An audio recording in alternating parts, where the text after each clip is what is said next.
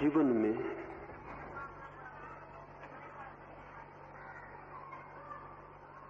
या तो हम खिंचते हैं किसी से, आकर्षित होते हैं, या हटते हैं और विकर्षित होते हैं।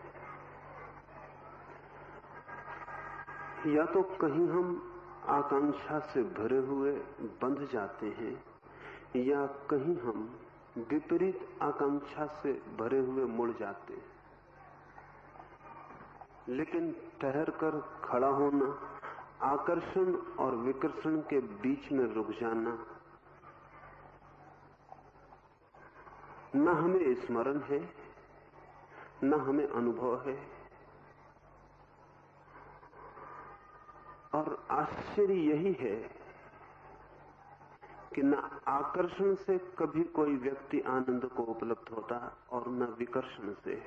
दोनों के बीच जो ठहर जाता है वो आनंद को उपलब्ध होता है। राग का अर्थ है खिंचना, द्वेष का अर्थ है हटना। साधारणतः राग और द्वेष विपरीत मालूम पड़ते हैं, एक दूसरे से शत्रु मालूम पड़ते हैं। लेकिन राग और द्वेष की जो शक्ति है वो एक ही शक्ति है, दो नहीं। आपकी तरफ मैं मुंह करके आता हूं तो राग बन जाता हूं, आपकी तरफ पीठ करके चल पड़ता हूं तो द्वेष बन जाता हूं। लेकिन चलने वाले की शक्ति एक ही है, जब वो आपकी तरफ आता है तब भी, और जब आपसे पीठ करके जाता है तब भी। सभी आकर्षण विकर्षण बन जाते हैं और कोई भी विकर्षण आकर्षण बन सकता है। वे रूपांतरित हो जाते हैं। इसलिए राग द्वेष दो शक्तियां नहीं है, पहले तो इस बात को ठीक से समझ लेना चाहिए। एक ही शक्ति के दो रूप हैं। घृणा और प्रेम दो शक्तियां नहीं है, एक ही शक्ति के दो रूप हैं। मित्रता और शत्रुता भी दो शक्तियां नहीं है, एक ही शक्ति की दो दिशाएं हैं। इसलिए सारा जगत, सारा जीवन इस तरह के द्वंद्वों में बटा होता है। राग द्वेष, शत्रुता मित्रता, प्रेम घृणा, ये एक ही शक्ति के दो आंदोलन हैं। और हमारा मन या तो प्रेम में होता है या घृणा में होता है। प्रेम सुख का आश्वासन देता है, घृणा दुख का फल लाती है। राग सुख का भरोसा देता है, द्वेष दुख की परिणति बन जाता है। राग आकांक्षा है, द्वेष परिणाम है। ये दोनों एक ही प्रक्रिया के दो अंग हैं, आकांक्षा और परिणाम। कृष्ण कहते हैं निष्काम कर्म योग की परिभाषा में कि जो व्यक्ति राग द्वेष दोनों के अतीत हो जाता है वो निष्काम कर्म को उपलब्ध होता है। राग द्वेष दोनों के द्वंद्व के बाहर जो हो जाता है, लेकिन हम कभी द्वंद्व के बाहर नहीं होते। जिन्हें हम त्यागी कहते हैं वे भी द्वंद्व के बाहर नहीं होते, वे भी केवल विरागी होते हैं। उनका राग उल्टा हो गया होता है। घर को छोड़ते हैं, भागते हैं, घर को पकड़ते नहीं। धन को त्यागते हैं, छाती से नहीं लगाते। लेकिन त्याग करने में उतने ही ऑब्सेशन से, उतनी ही तीव्रता से भरे होते हैं जितना धन को पकड़ने की आकांक्षा से भरे हुए थे। त्याग सहज नहीं, विकर्षण है। किसी की तरफ मैं जाऊं तो भी मैं उससे बंधा हूं, और उससे भागूं तो भी उससे ही बंधा हूं। जब जाता हूं तब लोगों को दिखाई पड़ता है कि बंधा हूं। विवेकानंद ने कहीं एक संस्मरण लिखा है कि जब पहली पहली बार धर्म की यात्रा पर उत्सुक हुआ तो मेरा घर का जो रास्ता था वो वेश्याओं के मोहल्ले से होकर गुजरता था। सन्यासी होने के कारण, त्यागी होने के कारण मैं मील 2 मील का चक्कर लगा के उस मोहल्ले को बच के घर पहुंचता था, उस मोहल्ले से नहीं गुजरता था। सोचता था तब कि ये मेरे सन्यास का ही रूप है, लेकिन बाद में पता चला कि ये सन्यास का रूप न था, ये उस वेश्याओं के मोहल्ले का आकर्षण ही था जो विपरीत हो गया था। अन्यथा बचकर जाने की भी कोई जरूरत नहीं है। गुजरना भी सचेष्ट नहीं होना चाहिए कि वेश्या के मोहल्ले से जान के गुजरे, जान के बच के गुजरे तो भी वही है, फर्क नहीं है। विवेकानंद को यह अनुभव एक बहुत अनूठी घड़ी में हुआ। जयपुर के पास एक छोटी सी रियासत में मेहमान थे। विदा जिस दिन हो रहे थे उस दिन जिस राजा के मेहमान थे उसने एक स्वागत समारोह किया। जैसा कि राजा स्वागत समारोह कर सकता था उसने वैसा ही किया। उसने बनारस की एक वेश्या बुला ली विवेकानंद के स्वागत समारोह के लिए। राजा का स्वागत समारोह था, उसने सोचा भी नहीं कि बिना वेश्या के कैसे हो सकेगा। ऐन समय पर विवेकानंद को पता चला तो उन्होंने जाने से इनकार कर दिया। वो अपने तंबू में ही बैठ गए और उन्होंने कहा मैं न जाऊंगा। वेश्या बहुत दुखी हुई, उसने एक गीत गाया। उसने नरसिंह मेहता का एक भजन गाया, जिस भजन में उसने कहा कि एक लोहे का टुकड़ा तो पूजा के घर में भी होता है, एक लोहे का टुकड़ा कसाई के द्वार पर भी पड़ा होता है। दोनों ही लोहे के टुकड़े होते हैं, लेकिन पारस की खूबी तो यही है कि वो दोनों को ही सोना कर दे। अगर पारस पत्थर ये कहे कि मैं देवता के मंदिर में जो पड़ा है लोहे का टुकड़ा उसको ही सोना कर सकता हूं, और कसाई के घर पड़े हुए लोहे के टुकड़े को सोना नहीं कर सकता, तो वो पारस नकली, वो पारस असली नहीं।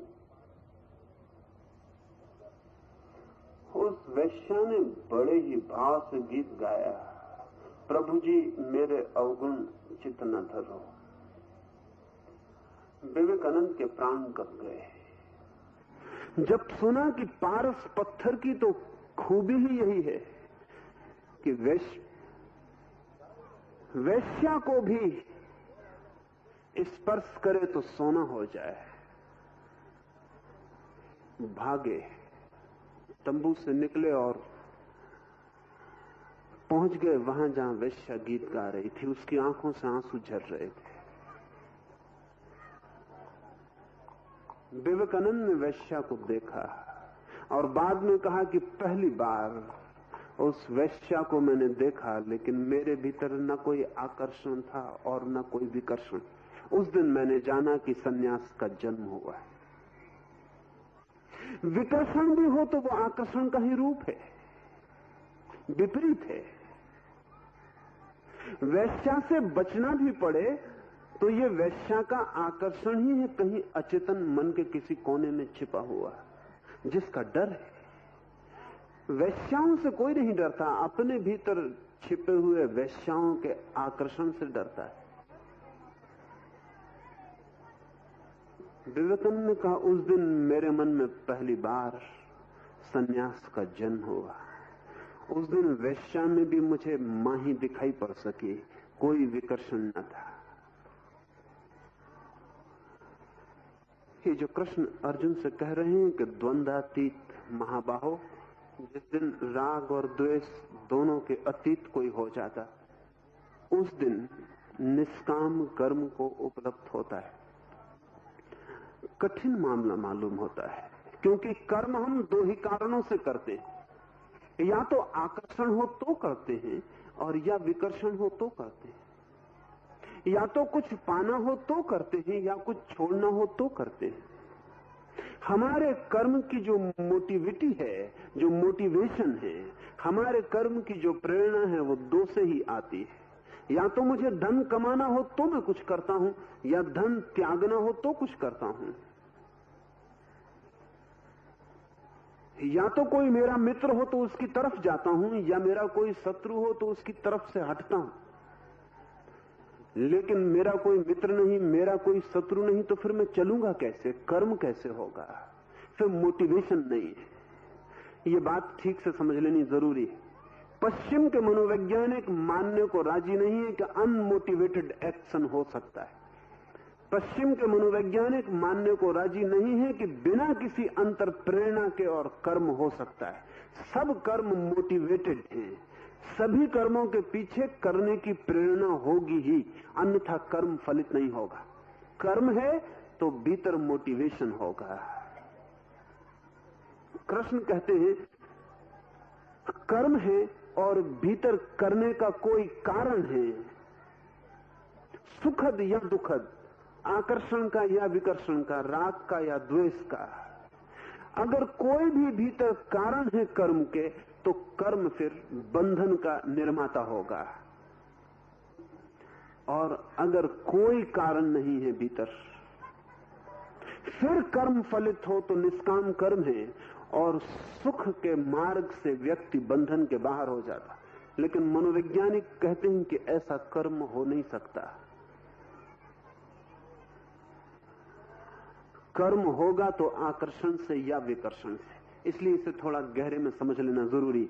पश्चिम की पूरी साइकोलॉजी की ये चुनौती है, पश्चिम के मनस्शास्त्र का ये दावा है कि कर्म तो होगा ही कारण से।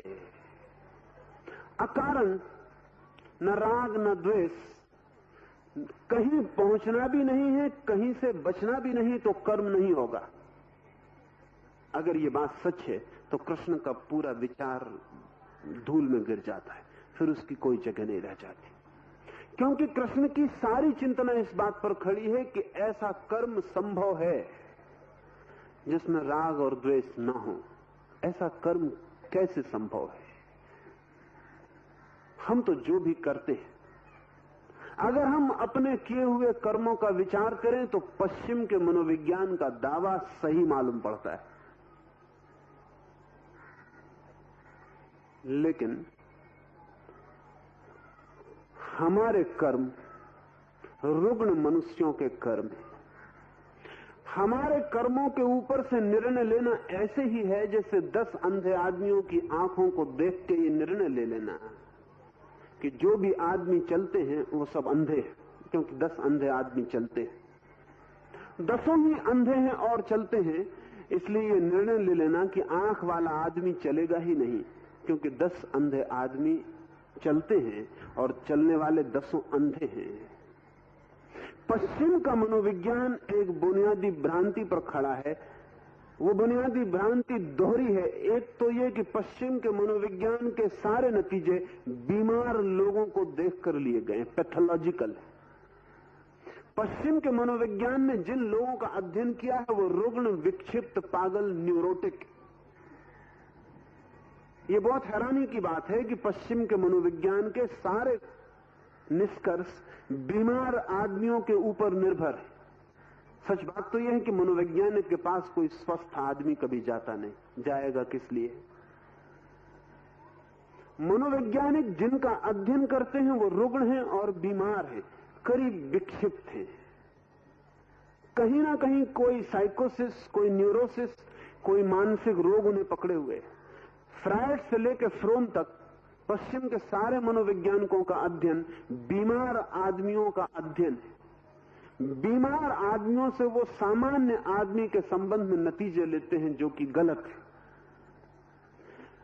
दूसरी बात, सामान्य आदमी के अध्ययन से भी नतीजे लेने गलत होंगे, क्योंकि सामान्य आदमी भी पूरा आदमी नहीं है।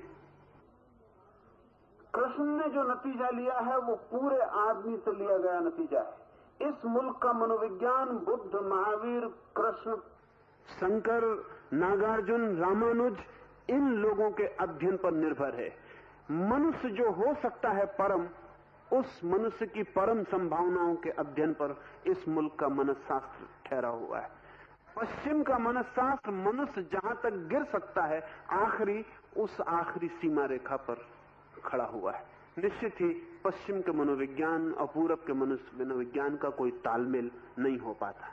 हमने श्रेष्ठतम पर ध्यान रखा है, उन्होंने निकृष्टतम पर।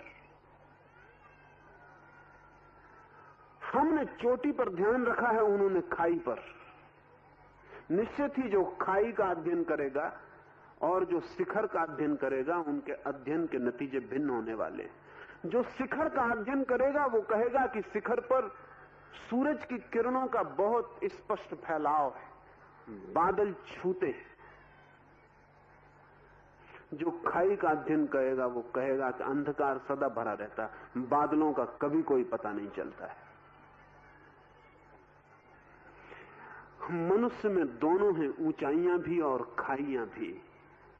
मनुष्य में बुद्ध जैसे शिखर भी हैं, हिटलर जैसे रुग्ण खाइयां भी हैं। मनुष्य एक लंबा रेंज है। मनुष्य कहने से कुछ पता नहीं चलता। मनुष्य में आखिरी मनुष्य भी सम्मिलित है और प्रथम मनुष्य भी सम्मिलित है। जो ऊंचे से ऊंचे तक पहुंचा है शिखर के जीवन के, वो भी सम्मिलित है, और जो नीचे से नीचे उतर गया है वो भी सम्मिलित है। वे जो पागलखाने में बंद हैं, विक्षिप्त, वे भी सम्मिलित हैं, और जो परम आनंद को उपलब्ध हुए विमुक्त, वे भी सम्मिलित हैं।